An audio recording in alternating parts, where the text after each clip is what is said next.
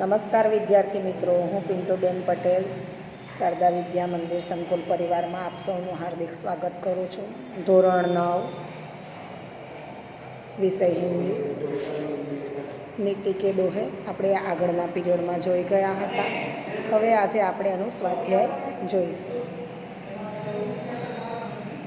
તો સૌ પ્રથમ એક એક વાક્યમાં પ્રશ્નોના જવાબ જોતા. प्रथम प्रश्न है, रहीम के अनुसार संपत्ति का महत्व क्या है?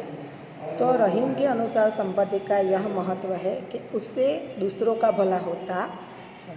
बीजो प्रश्न है, छोटे का तिरस्कार क्यों नहीं करना चाहिए?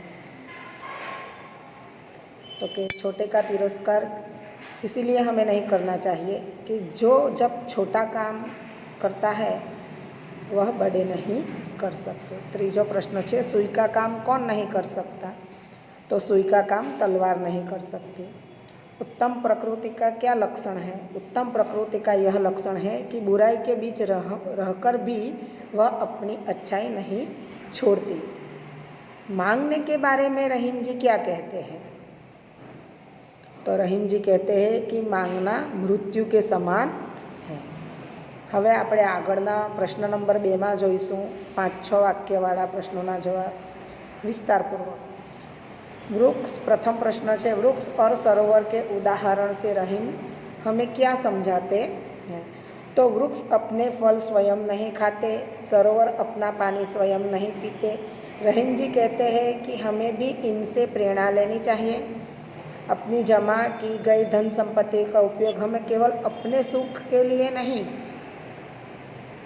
करना चाहिए, हमें उसके द्वारा दूसरों की भलाई भी करनी चाहिए.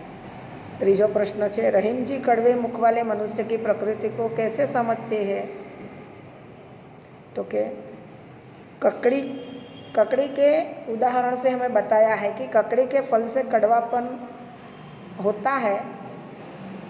कुछ लोग की जबान कड़वी होती है, वे हमेशा कड़वे बोल ही बोलते हैं. वे यह नहीं सोचते कि उनकी कड़वी वाणी सुनने वालों को कितनी चोट पहुंचती है. ऐसे लोगों का मुंह ककड़ी के मुंह के समान होता है. कटु बोलकर दूसरे को चोट पहुंचाना अपराध है, इसीलिए ककड़ी का मुंह काटकर उस पर नमक लगाकर उसे सजा दी जाती है. वैसे ही सजा इन कड़वी जबान वालों को भी देनी चाहिए. आगळनो प्रश्न है, लाख प्रयत्न करने पर भी बिगड़ी हुई बात नहीं बनती, ऐसे रहीम जी किस उदाहरण से समझाते हैं? तो किसी कारण बात बिगड़ जाए तो सुधारना मुश्किल है. रहीम जी फटे हुए दूध का उदाहरण देते हुए, फटे हुए दूध से जमाए गए दही में मक्खन नहीं बनता, उसी तरह बिगड़ी हुई बात फटे हुए दूध जैसी होती है. उसे सुधारने के लिए कितने भी प्रयत्न किए जाए पर वह सुधर नहीं पाती.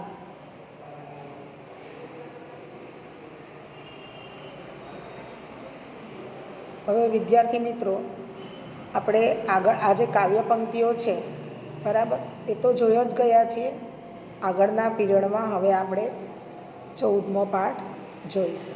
જય શ્રી કૃષ્ણ મિત્રો.